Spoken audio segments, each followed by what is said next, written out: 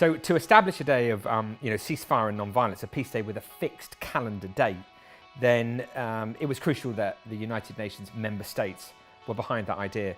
And in order to get them behind that idea, well, that's a campaign, that's advocacy. I mean, ultimately the thought was, we had to get the political will of everyone.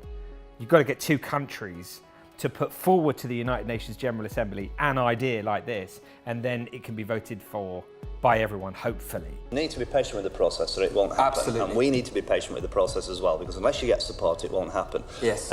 Putting resolutions together in the UN is the hardest thing in the world. Yes. To get the commitment of others to do it. So that's what we had to do. We had to penetrate the international community at the highest level, into government, get them to buy into the idea of a day of peace with a fixed calendar day, a day of ceasefire and non-violence, and then hope that it would be voted for. My experience of conflict is that those who are involved in it, and unfortunately in my work, I see a great deal of this, long for even a day of peace. That's what they say to me. If this would only stop for a day, it has the practical impact of allowing access of humanitarian aid, access of information, freedom of movement, relief from the pressure and tension of not knowing where the next bomb or bullet may come from. That to me is an idea whose time has come. That involved an awful lot of travelling, an awful lot of letter writing, and I'm obviously delighted. I mean, Oscar Arias got involved very quickly, and Don Rodrigo Carazo, who was the president for Costa Rica when the day was originally created in 1981,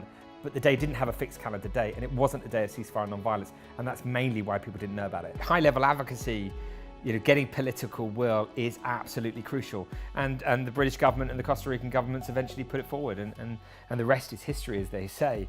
So I'm obviously very, very grateful to everyone, but I think that whatever it is you want to do, it's all about patience, isn't it? It's all about communication.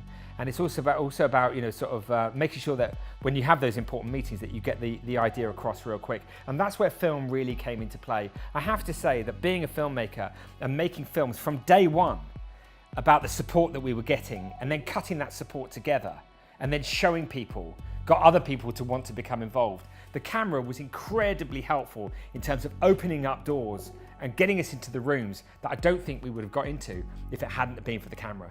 Everyone was really interested in this film that was going to try and document the creation of the world's first ever day of peace with a fixed calendar date, a day of ceasefire and non-violence, the 21st of September.